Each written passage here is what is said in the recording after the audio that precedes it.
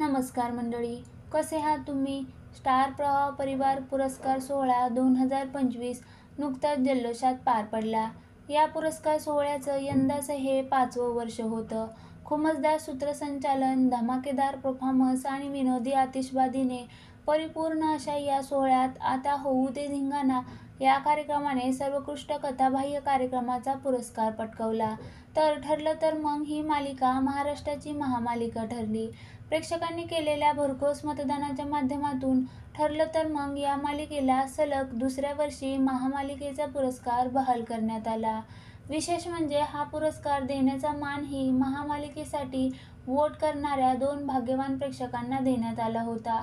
Star प्रवाह परिवार पुरस्कार सोहळ्यात सर्वोत्कृष्ट सुनेचा पुरस्कार घरोघरी मातीच्या चुली या मालिकेतील जानकीने पटकावला, तर ऋषिकेशने सर्वोत्कृष्ट पतीचा पुरस्कार आपल्या नावे केला. प्रेमाची गोष्ट या मालिकेतील मुक्ता आणि लक्ष्मीच्या पावलांनी मालिकेतील कला या दोघींना सर्वोत्कृष्ट पत्नीचा पुरस्कार देण्यात आला.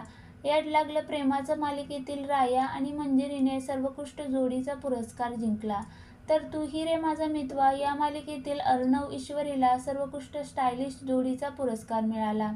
मुरंबा मालिकेतील अक्षय आणि रमाची जोडी महाराष्ट्राची रोमॅन्टिक जोडी ठरली. आई बाबा रिटायर होत आहे या मालिकेतील यशवंत आणि शुभा यांना सर्वोत्कृष्ट आई बाबा पुरस्काराने गौरवण्यात आलं, तर सर्वोत्कृष्ट सासू आणि सासरे ठरले साधी माणसं मालिकेतील निरूपा आणि सुधाकर.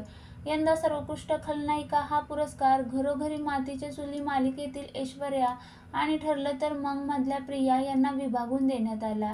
लग्नानंतर होईलच प्रेम या मालिकेतील पार्थ, जीवा, युग आणि नंदिनी काव्या यांनी सर्वोत्कृष्ट भावंड पुरस्कार पटकावला. लक्ष्मीच्या पावलांनी मालिकेतील चांदेकर परिवार हा यंदाचा पुरस्कार सोहळ्यात सर्वोत्कृष्ट परिवार ठरला.